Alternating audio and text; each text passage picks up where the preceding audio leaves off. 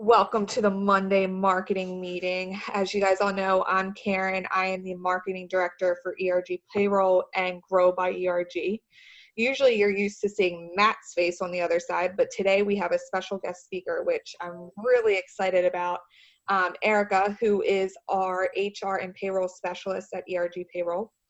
And she kind of brought up a good point from a couple weeks back that she wants to talk about today. So we were really excited to get her in here and talk about this. So welcome, Erica, to your first Monday marketing meeting.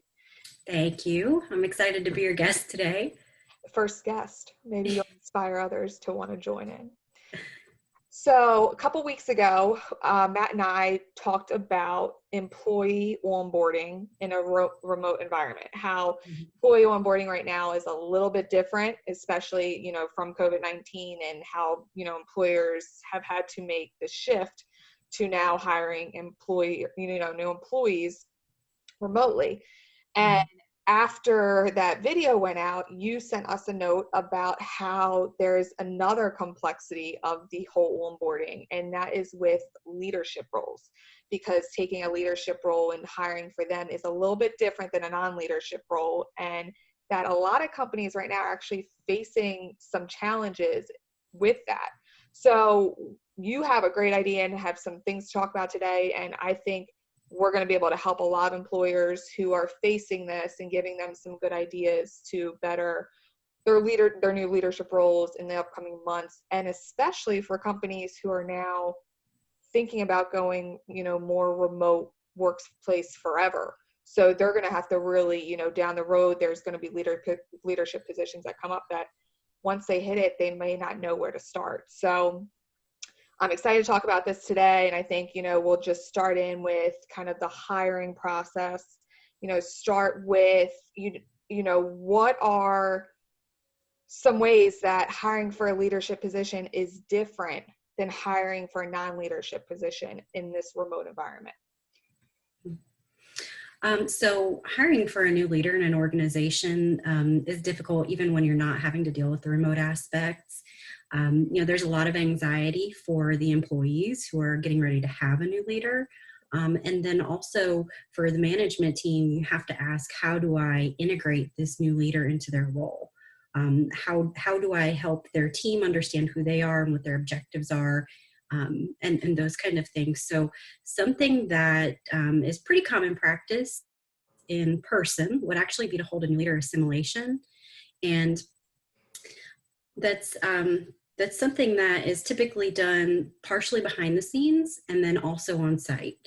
So the way that would work is you would normally have a facilitator, and they would help your participants, the direct reports, generate some questions that they may have for their new leader.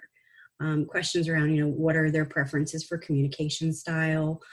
What are their expectations and their goals? What do they see happening in their 30, 60, 90 days? Those kind of questions. From there, the new leader would actually digest all of that information and come back with responses for the participants, their direct reports. And then the whole group would come together in order to go through the information. And the purpose of that is to help establish trust and really help that leader be more effective up front. Okay.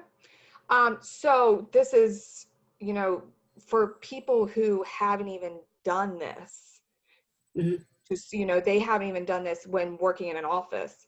What is some good, maybe one or two key points to starting this, that how they can get this going, how they can get the team involved, and how they can get their leaders going on this, just because they might not have ever thought about this before? If it's something that you've never done before, it's pretty easy to implement. I would definitely suggest identifying someone in your organization that could be your facilitator. Okay. So someone that would take the process from start to end. Typically that would be someone that's in an HR role, or you could use someone within the organization that's well trusted and engaging and can facilitate this type of meeting in an engaging way. And then from there, there are a lot of resources online that you could actually use in order to help get your program started. Perfect. And what is the ideal time to conduct these new leader assimilations? Ideally, if it's a new employee, you want to do it within the first 30 days. Okay. So, once there's an awareness that the new leader is in place and who they are, you want to do that as quickly as possible. Not just for a new leader coming into the organization, but also if you made a promotion internally, it's a good idea to hold one of these. But if you find yourself in a situation where maybe a new leader hasn't become as cohesive with the team, or maybe isn't as far along as what you'd expected in their relationship development, you can even do this a little further on down the road. So say 6 months from the new hire, it's still a good idea to have this program in place. On a side note, you actually brought up something there that could probably be helpful, is this whole promotion aspect. So we've been mainly talking about just a new hire, completely new to the company, but Mhm. there's promotions that may be being held off because, it revolves these trainings and all. Is there any additional, should employers be holding back on promotions, or should they be using this as a practice? So, we want to start, since the employee is already a part of the company, they're comfortable with the company, like, could that be a starting role of practicing these assimilations? We want to start doing this with new hires in this leadership role. You've been promoted. We would love to run through this. What are your thoughts on using an existing employee to use this as a practice round? Oh, yeah, that's actually a great starting point. That way, everyone is already somewhat familiar with the organization. It's Right. going to facilitate a different kind of conversation. So, yeah, absolutely, for an internal promotion. There's no reason right now, if you have a need, to not promote or hire into a leadership role. If you wait, eventually there's going to be a whole lot of competition when it comes time to fill your vacant leadership roles. So if you have the need, don't put it off. Do it now, and then find a way to make all of these other pieces happen. Do you think people who are applying to these higher leadership roles and people in companies who are looking to be promoted, do you think that they have an expectation that this isn't going to happen right now because of everything that's going on? Like, in their mindset, do you think that these, it's going to take much longer than usual to get hired for this position? It's going to be a much longer process than I've been used to in the past, in my past experiences. People, I think, who are going through these adjustments with these different, in their position right now, aren't really looking for a promotion because, the workplace is so unsteady back and forth. They're getting used to working from home. They're getting used to everything else. So I do think personally, it's a really good time that, like you said, for a promotion to happen or a new leader to come in, because it gives that excitement and it gives, a little Mm-hmm. bit of something different that's on a positive note for Mm-hmm. companies. Yeah, hope, and it helps build confidence Right. that the organization is moving forward. Absolutely. Right now, a lot of folks, they're just happy to still have a job, right? So if they see the company doing things to move them forward and grow and build, that's absolutely going to build confidence and hope in the organization.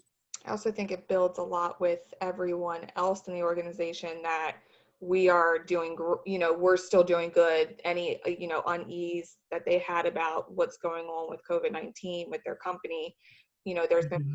promotions, they're hiring new people. That's a positive impact for the company as a whole, Mm-hmm. that hope outlook across everyone. But sorry to get off topic. I get all going, but going back to the assimilations, just tell us, like, what are best practices? What would you tell, and I know you've done this in the past, just so everyone knows, Erica has a recruiting, and she's big time, has tons of experience in that hiring process. And what would you say just are best practices for these assimilations? What are your tips, your tricks that employers could take from it? If you're going to put something like this in place, whether you decide to do it once or you decide to do it on an ongoing basis, make sure you choose someone in the organization that can facilitate it well. It has to be someone that can host an engaging live session, but someone who can also help pull questions out of participants that are going to be value added Okay. and help the new leader be seen, not just as someone with goals and aspirations and, going to hold someone accountable, but can make them a real person too. You know, so what are your pet peeves, right? Like, those are questions that somebody may not think to ask their new leader, but they're things you should know and they make us more human. So picking someone who's good with that is definitely going to make your program more successful. So if you could say, and this is just something for them to think about, like 3 top personality traits of the person to conduct it.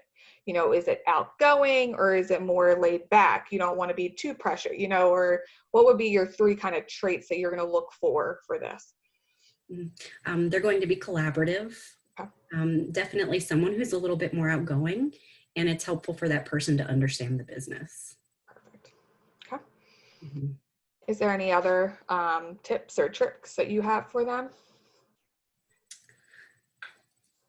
You have to have a starting point when you do something like this, and it doesn't have to be an intimidating program that it takes you a long time to develop or has a really strict process. Just start, right? Pick a place and start. And then they can over time come back, and I don't think we've hit on it, but possibly when the new hire, after a couple months, get the continuous feedback and how they can better this over time and make this assimilation process work for that company's, if maybe test out different conductor, take 3 people that you think are the best fit and see over time who works the best. And then from there, get your feedback, and now you have options, but maybe your number 1 candidate, your main one that you want to go after. Would that be something that, is there any additional questions for feedback that you would get from the new leaders or, people who have been promoted? After their session? Mm-hmm. Yeah, I would definitely suggest if something doesn't happen prior to the new leader assimilation, that afterwards that new leader then go out and have a touch point with each individual, see if they have any kind of follow-up questions or anything that they'd like to touch base on. That's good. And then I would also throw in there too that when you're trying to decide who your participants are going to be in the session, typically it's going to be the direct reports of the new leader. Right. But there could be situations where you want to pull other folks into the group as well. So for example, if you've hired a new operational director and you're in a manufacturing environment, their direct reports may be operations managers. There may be value in pulling in an EH&S leader, a quality leader, an engineering leader, because those are people that they're going to work with on a regular basis. So if you can help fast track that relationship and help establish some collaboration there may be other people in the circle of influence you want to pull in as participants. That's all great. I think this is such a different topic that, some companies may be doing, some companies may not be doing, some, may have tried it in the past and followed through with it. But this is a great time as more of the remote aspects come into play with companies, that this can be a huge incentive and a huge advantage for them to start getting into this rhythm of when any new leader comes in. So I think that you've hit on a lot of great points. And as all of you know, you're more than welcome to email us for any additional questions. Also, how Erica spoke up, and yes, she is part of our internal team, but she had an idea from one of our videos from one of the previous Monday marketing meetings and just said, this is something I think that we can talk about. And we're always open to hearing that from you guys and hearing, what's on your mind, what topics could you hear more about? If there's an idea that you have, we can go in and, talk about it.